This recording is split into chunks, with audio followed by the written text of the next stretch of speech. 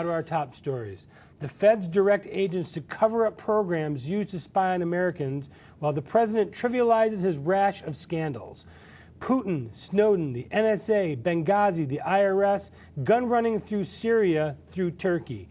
Maury, where would you like to start? There's a lot on the plate there. Well, I think the worst thing the president has said recently, and I hope it comes back to haunt him, and I hope there's somebody tough enough and articulate enough on the GOP side to do it, and that is to call the scandals phony. He'll live to regret that because he said it, it's been taped 1,000 times, and every one of those scandals have been proven to be valid. And the very fact that he said that, I hope that is played back over and over again, because that's the way he thinks. He doesn't think those things are scandals. But you preface it by saying you hope someone strong enough on the right in the Republican leadership to, that's the point. There isn't anyone strong enough. Somebody who can take his fist and smash it on the table and say, you're a liar, you said it's a phony when you know it's true, and you were a part of it. You, sir, were a component part of every one of these scandals. You not only knew they happened, you were there to make them happen. Now we know, and I mentioned this on the show back in October, and I didn't have any facts to back it up, so I was a little hesitant. I remember that. Running guns through to the Syrian rebels from Libya through Turkey, we know that that was happening now. John Boehner actually admitted it back in January, and he's done nothing but cover up this Benghazi scandal. I got to think that maybe that he's been compromised a little bit as well. I don't think, I disagree with you up to this point. I don't think he's covering up. I just don't think he has the intestinal fortitude to come out and make an issue out of it. You made a very... So he doesn't want to fight. He doesn't want, well, you made a very important point, which I think we should bring out right now. The Democrats know how to stick together, whether they're left-wing Democrats, centrist, or right-wing. They stick together. They have party discipline. When it comes to votes, they vote together as a group. The Republicans all have their own little groups. They have the McCain group, which always wants to get along. You've got the new Tea Party group like the Ted Cruz, and as you said, Marco Rubio has got himself tied up a little bit with the unfortunate immigration issue. Oh, he killed himself. Well, I don't go that far. I think he detoured himself. Put it that way. I think he's still a great young guy. And then you got Rand Paul, who was trying to carry on what his father started about some of this libertarian stuff, which is going nowhere. So the thing is, they're fighting among each other. What a great opportunity the GOP is having now, as these scandals, which we know are not only not phony, but were absolutely instigated with the knowledge and also the support of the White House, have become a factor in the upcoming election, the midterm elections, which will be with us in November of 2014. And we're going to get into that a little bit later. Yes. In that political segment. We look at the Putin, Snowden, NSA situation, which to me has huge implications going forward, because this is a program that's been spying on everyday Americans for really no reason at all. And now, do you see a confrontation with Vladimir Putin coming up? Well, no, absolutely. Can you Who's imagine? probably the strongest leader on the planet today? Oh, no question about it. And the very fact that he feels strong enough to tell Obama, listen, that we're going to give this guy asylum for a month, a year, or 10 years, how long he wants it. But you know, there's something that has not been publicized that's even worse than that, and that is an alliance today between Russia and China that has been kept very much undercover. And that alliance is an economic alliance. Russia with its natural resources of oil and natural gas, China with its tremendous capability to convert into finished goods, and militarily the two of them are finally coming together. They never were before. A lot of people said, oh, you know, under communism you had Mao Zedong and Stalin. The two guys hated each other. Each one wanted to be the top dog in this new communist empire that was developing. There were actually military clashes between the Russians and the Chinese sometime in the 60s that weren't publicized very much. The point is now, because of the way this government has behaved on foreign policy, they have brought Russia and China together. And if you look at the alliance from a biblical perspective, the Russia, China, Iran, Middle East alliance is starting to form, it seems like. Called Gog and Magog, who will finally focus on Israel to try to exterminate them, and then the Messiah will come to save Israel, hopefully.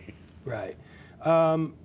With the Benghazi gun running from Syria, from Libya to Turkey to Syria, I think that's what the administration has been trying to keep undercover this entire time. What do you make of that? Well, the way the administration has been very successful in keeping things undercover, because there's so many things that have come up. If it was strictly the IRS, and they found out that the IRS was focusing on enemies of the administration, and that became the big case, I think it would get a lot more publicity. Now there's so many things. It's not only the Benghazi thing, which could have become a factor in the last election. If we had a strong man running the head of the GOP ticket in 2012, and he proved the fact that it was our dereliction that it caused not only 4 Americans to be slaughtered, but there were many others that were wounded, and the CIA was told to lay off and shut up. You know, all the things that are coming out now could have been brought out before the election, and I think there would have been enough decent people in this country who would have said, we're not going to be putting up with this. So it was quieted down, and the gentleman nominee that we had said, no, we can't do that. We can't talk about the president in such a way. We've got to stay with the issues, and we lost. Well, would you even would have felt comfortable with a guy like that winning? I mean, well, let's yes. not be partisan for here. Let's talk about the reality of who would be there. Let's be pragmatic. Obviously, to me, anybody but Obama would have been better. Anybody. Yes, I really feel Joe Biden. Well, yes, Joe Biden. I consider myself an American patriot, and I see our values degenerating when we have the greatest opportunity in the history of mankind. Do you realize the natural resources that we have going for us? Number 1 in coal, number 1 in oil, number 1 in natural gas. We have our exports now. We're one of the top 3 exporters in the world today. We have the big brand names. We know how to convert resources into finished goods. All the things any country could do. No country in history has ever been blessed with resources and the ability to manufacture and to distribute. And this is in spite of an administration that has a war on coal and a war on oil and a war on fracking and a war on America. What I'm finding, I do in my business, in primarily energy-related businesses, there's about 130 people I talk to over a period of 2 or 3 months, and they are doing better than they expected. They are not doing better than they'd like to do, but they say they're doing better than. This is in the energy field? Yeah, I'm talking primarily to distributors, to some extent to manufacturers and contractors. But they say there's so many projects going up right now. You know what they call this? They call themselves as being on automatic pilot. They call it a maintenance and repair economy that we're living. There's plenty of maintenance repair to do and many little projects that have to get done to keep things together. In the meantime, they are hoarding cash like you've never seen before in the history of the economics of this country. And that would explain partially why the stock market continues to break records on a daily basis. Well, no question about it. I mean, because the corporations are strong. The big corporations are very strong. The banks have never been stronger.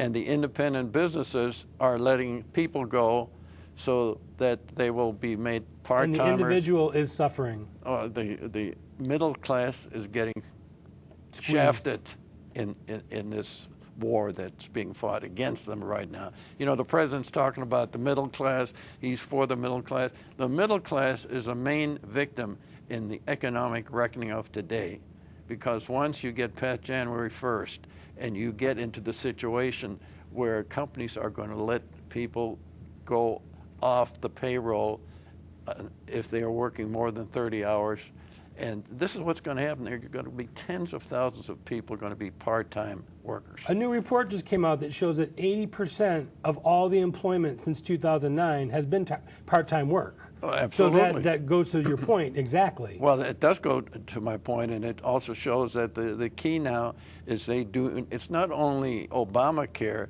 it's the fact that they are being pushed with all kind of regulations.